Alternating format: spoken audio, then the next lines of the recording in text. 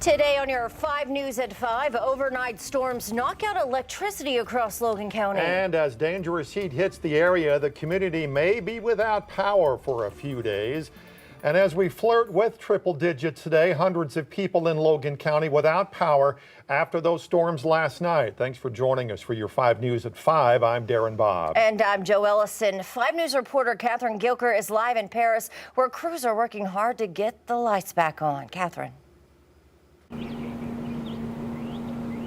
There are a lot of hot people here in Paris who haven't had electricity since last night. Down power lines, poles, and trees can be seen all over town. And crews like the ones behind me are working hard to get electricity back on as quickly as possible. People living here are on City of Paris Electric, and they only have one crew. Several other crews from Jonesboro and Conway have come in to help. The City of Paris wants people to prepare to be out of electricity for 48 hours, but they are hopeful it will not take that long to restore power to all their customers. There were also 1,700 Arkansas Valley Electric customers who were without power, but they were able to reroute some of the circuits, getting all but around 200 customers back with electricity. Mayor Daniel Rogers says the city water treatment plant was also without electricity this morning, so that was a priority to make sure residents had water. For the next 48 hours or so, we really want people to conserve, fill those tanks back up. We got extremely low, within a few feet of running out of water in our tanks. So we really prevented their having to be on a boil order and things. So just work with us to help us catch up and get those tanks back full so that we'll be set moving forward in this hot week that's ahead of us. Arkansas Valley is hopeful to have electricity restored to those around 200 customers by this evening. I'm live in Paris, covering news where you live. Catherine Gilker, 5 News. All right, Catherine, thanks. Matt has been on the ground in Logan County and in Paris since very early this morning and is in the air with our Sky 5 News drone.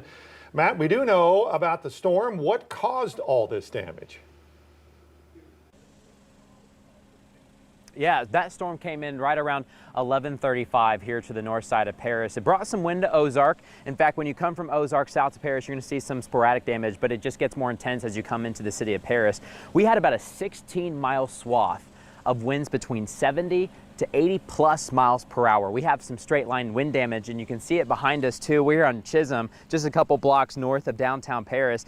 Just a spider web of power lines and trees that are down. We still have power outages, and like Catherine was talking about, most of the top priority was to get that water treatment power plant back online. That's all good now, but we're still trying to get power here to the residents because it's hot. I mean, temperatures are in the hundreds.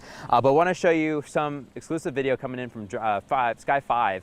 This is a couple blocks south of us, and you can see this massive tree that just overtook this one home. And that's the story for a lot of folks in Paris. A lot of trees went down as they have a bunch of leaves on them, and that wind just catches those leaves like a sail and knocks them down. You see more power lines are down, pushed over by some of these trees themselves. But then the other big problem is with all the power lines down across the city, you've got all these lines that are just on the roads themselves. And so crews have been working on closing down these roads and trying to restore power as quickly as possible. But they've got crews all across Logan County, so it's a huge target area, but crews are working as fast as they can, and thankfully so, because we're sitting here next to 100-degree heat, and it feels hotter than that because the heat index is hotter because we picked up 1 to 2 inches of rain just with that storm alone right here in Paris. We wanted the rain, but we got a huge thunderstorm instead, so at least we got some water, but this wind damage is pretty extensive. It's going to take a while to clean up, but crews are working as fast as they can,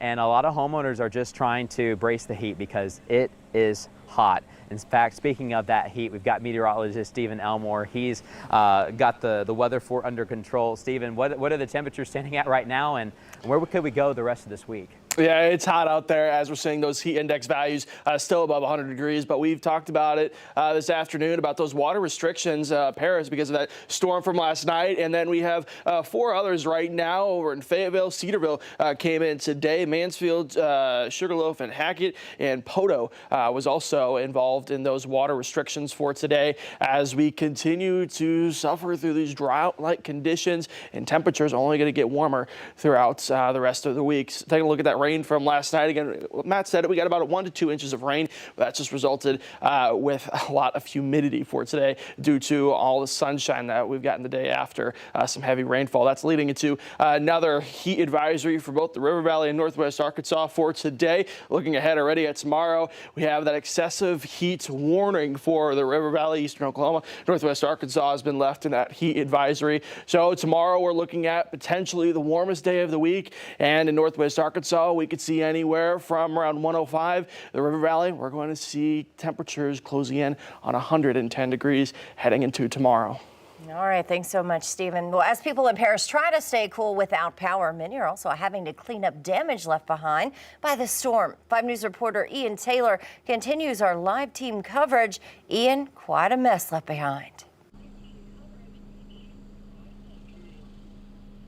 Yeah, Joe, anywhere you go around Paris, you can see trees that have been ripped from the ground, limbs that have been completely snapped, and power lines are down, which has led to this power outage that we could see for a couple days. Right now, the main concern is keeping people safe and cool.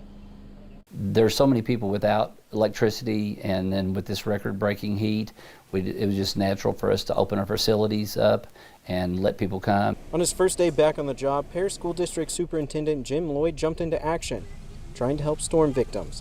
The district was limited on options, but Lloyd knew they could open the high school up as a cooling center. As the temperature's gone up, so has the attendance. A lot of people have just came in to charge their cell phones and just walk in, make sure they use their cell phones, charge it up while they're there, and they're coming and going. While some across town use generators to power their AC, others stay with family and friends. Carolyn Young is among those without power. The outage has made reaching her insurance company tough, and that's the next step in cleaning up. My phone started going dead. We have no power. We were conserving water. And then when I tried to reach my insurance company, I won't even say the name, couldn't get them. Despite the struggle, Young says the community support has been more than she could have imagined. And lots of people have drove by and said, can we help you any? My husband's on the tractor right now.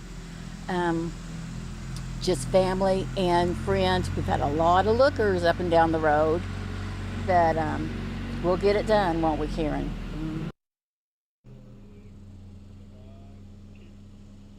And as a lot of people are still trying to cool off without that electricity on, the Paris High School says they're going to be open until about 9 p.m. tonight, and they'll be back open at 7:30 tomorrow morning to make sure people have somewhere to stay cool. Live in Paris, covering news where you live, Ian Taylor, 5 News.